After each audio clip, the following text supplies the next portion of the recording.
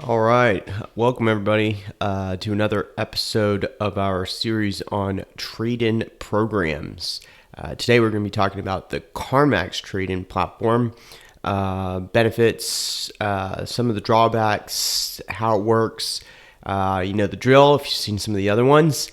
There's a lot of sort of interesting information about the Carmax one that differs from some of the other purely online platforms because of their presence with over 200 physical locations across the United States.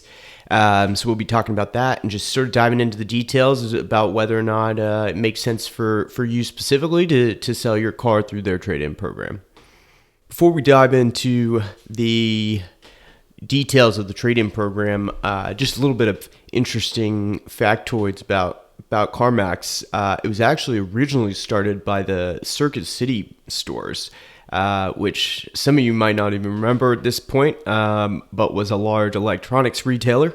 And ultimately in 2002, Circuit City actually spun Carmax out as its own public company, and it's been operating ever since. And ultimately, in the wake of Circuit City, as that enterprise sort of dwindled with the rise of Amazon. But if you look across the United States, it's actually the number one largest volume dealer of used vehicles, which is quite impressive considering just how many vehicles they sell. And so, as you might imagine, with their volume and their scale, they're definitely a huge contender in this relatively new buy your car platform system. And they were also one of the earliest ones to actually implement the hard cash offers. And so even though it's been, really publicized and sort of marketed very aggressively recently, especially through Carvana's channels, Carmax was really one of the biggest and earliest in this space, and they continue to be very strong. Diving into the Carmax trade-in platform itself, just to give you a brief overview, it operates from a workflow standpoint relatively similarly to probably the other online sites you've seen, whether it be Carmax or Carvana or Vroom. The difference in the power of Carmax is really that it's a physical location first platform. So they've been really good at optimizing their website for online browsing and shopping. But when it comes down to physically transferring the vehicle, that typically happens on their locations. Now, there's drawbacks and also positives to this. Some people may want to have their vehicles picked up, but the positives of having this occur there is somebody will physically go inspect the vehicle in a little bit more detail than some of the other platforms. And so in some cases, especially if you have higher end vehicles, that can actually work out in your benefit to ultimately get you a higher price. Because these dealers typically add in some risk factor when they're making these online cash offers that are through sort of automated systems, by circumventing that and going to their physical locale, again, sometimes if it's in a really, really good condition, you can get tip-top market where they know that they don't have to necessarily add that sort of automated risk in. Just a few overviews of the platform and how they operate in the same space, but slightly different than some of their pure online platform competitors. So, as we move to the actual trade-in process, the way it operates is very similar to most of the other platforms that you've probably heard of. The only real difference from a purely online platform and Carmax is ultimately where you physically go to perform the final sale and inspection. But when you sort of spread it out, it's a simple 3-step process. The first one is to get your offer. Now, at Carmax, you can do that either online or in person. This involves, similar to other online portals, you use your VIN or your license plate number to extract some of the vehicle data, and then you provide them with information about what condition the vehicle is in, if it's had any accidents, potentially service records, and then details on color, make, mileage, stuff like that. As I mentioned earlier, the one benefit about Carmax over a pure online platform is that if you have a vehicle that fits into their sort of sweet spot, and we'll dive a little bit more into what that is in a little bit, but I'd mentioned luxury vehicles, which they can actually be quite competitive for, as compared to some of the other platforms that tend not to be.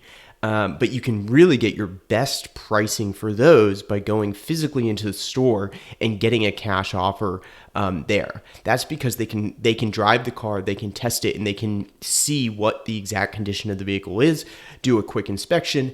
That way they can be much more confident in the offer that they make for a $50,000, $60,000 car. Than they would be by just somebody submitting a form online. So that's really something to watch out for. And again, Carmax is actually, they're pretty customer centric, and so there's not a ton of pressure when you go to get one of those quotes to sell it right then, which takes away some of the drawbacks of going to other local dealers who may be a little bit more unscrupulous. So going from that, once you have your offer, again, you still have 7 days to make a decision. And you can then, if you decide to proceed, you can make an appointment with one of their salespeople. Again, the difference between an online platform here is that you have to actually drive your car to that appointment. They'll run it around for a quick inspection, and ultimately, assuming that you've been sort of upfront and transparent about the condition of the vehicle, they'll agree to pay the same price that the original offer was, and then also handle any documentation that you have. That includes paying off a loan, which is really nice, given that some other dealerships will not do that. You have to prepay off your loan. Carmax will handle everything for you, and assuming you have equity, they'll cut you a check for the remaining balance then and there. So ultimately, really simple process. I actually sold my car to Carmax when I was moving to Australia, and it was in the sort of luxury car bracket. So I was selling a convertible 911, typically relatively higher priced, and outside of what I thought Carmax would sort of specialize in. But I did take it physically in person, and they gave me quite a good offer. So it's definitely something to consider, even if you do have luxury or high-end vehicles. Whenever we're covering one of these trade-in processes or instant offer quote tools, we often get asked, how are they generating these prices? Where is this information coming from? And as I've mentioned before, a lot of it is pretty similar from one dealership to the other in terms of the data that they're using. That said, the ultimate prices that they're deciding to offer can vary quite widely, and ultimately that comes down to preference and market segmentation for the most part. They all have different ways of extracting the current condition into some sort of rating with which they can translate into a price. But then that final step is, are we in a market where this car is viable to sell? In one of the differences between Carmax is as I mentioned, they have been doing this buy directly from consumers for much longer than almost all other dealerships, and so they've gotten really good at that. And not only are they good at buying those cars and then reselling them on their lots, they've become very effective at buying them and then wholesaling them to other dealerships. And so not only are they willing to pay slightly more for vehicles that they know are going to sell on their lots, and we've actually got a list of about 10 of their top models that they go for. But they're also very in tune to what's happening in the wholesale market, what vehicles other dealers want, and which ones they should scoop up quickly and then send to the wholesale channels. And that's ultimately why when you look at CarMax, they're able to offer more offers, hard cash offers for more vehicle types than almost everybody else because of their sort of insight into that market. All right, we talked a lot about broad strokes, sort of high level stuff about their trade-in programs. Some of where they focus and why they're good at specific sort of areas of the automotive market. But diving in a little bit, Carvana is really great at certain things, as we've seen with some of the other platforms, and they're not so great with some other types of vehicles. And so if you're looking to trade in with them, you really want to decide whether or not you think you fit especially well into their sort of focus, or you think that the overall deal, if you're looking to buy another vehicle through them, is really what you're looking for. But we will sort of touch on a few of the top things that we look for vehicles when considering, looking at Carmax as an option. We'll start with the pros. So Carmax is really great at a few different genres. The first, mid-market vehicles. Second, they are quite good at some trucks. Tend to be on the lower side of the market in terms of the price range. And then, as I touched on before, luxury vehicles, they can be good, certainly better than other instant quote platforms. And then also trade-ins to purchase. So that's when you're actually going to trade your vehicle in, as the phrase entails. You trade it in for a different vehicle from them because they have such a large inventory. It can be quite effective.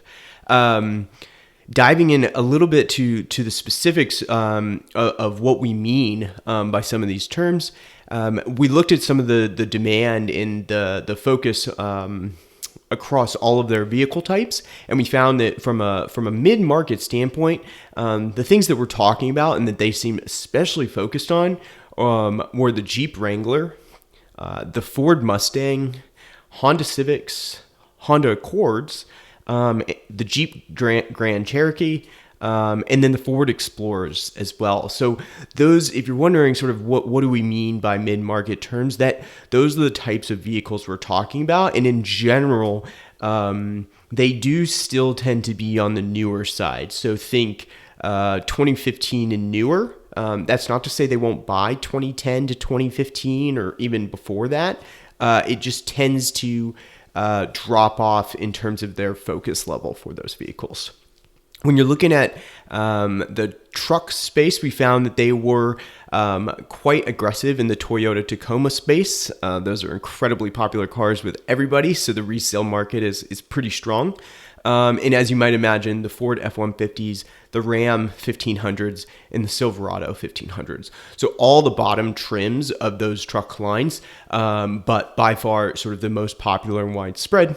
Surprise, surprise, Carmax is quite interested in those. So that's not to say if you don't have one of those exact models that they're not going to be ideal. It just sort of gives that's their like absolute top, most focused range. And then it sort of, circles around that. But if you're going in with a, 2002 Lotus Elise, probably not in their forte. So it's just good to know that in advance. Looking at the other side, Carmax is less great at a few things. Old, damaged vehicles. These tend to be hard with your really mainstream online dealers because they can't necessarily resell them on their lots. And then the wholesale market is slightly specialized to be able to get rid of those types of vehicles. And so you're probably not going to have a great time or a ton of luck through Carmax if you've got anything, 2005 and newer or older, or it's got major damage to it. So that's just something to watch out for.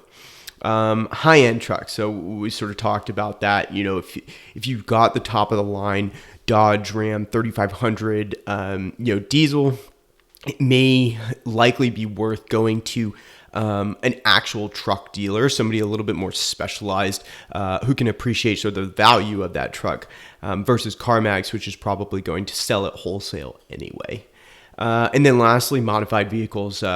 We mentioned this about Carvana as well, but Carmax is especially anti-modified vehicles. They will not sell a single thing that has any modification anywhere on their lot. And so that means instantly they're going to wholesale it no matter what the condition of the vehicle is.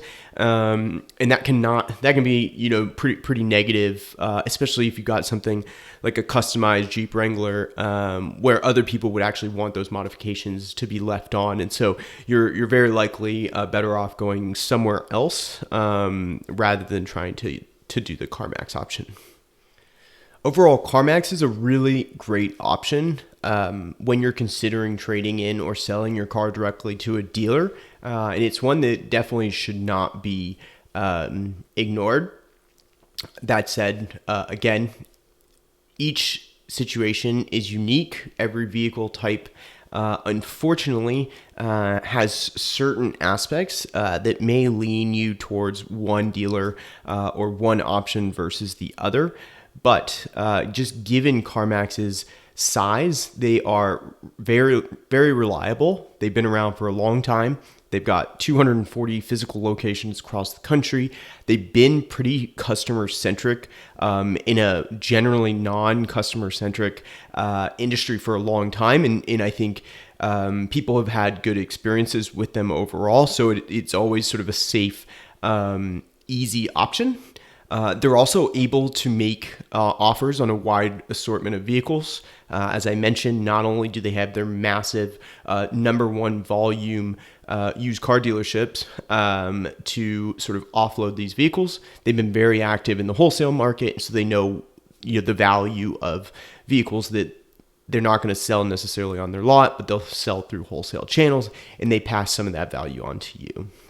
Lastly, they're good for trading in because of their really large inventory. And again, they're just physical presence. If you are going to do a deal where you're going to trade in, try to get a tax credit and buy another vehicle, then and there, they've got tons of cars, and they're generally a pretty good option for that. So it just gives you one other step, an opportunity to save more money through really utilizing that tax credit. Again, as I mentioned, every time, one of the reasons that we really started Topmarq was that this decision-making process, has gotten more complicated and more convoluted over the last few years as consumers have more options. And so really that's why we developed our pricing comparison platform.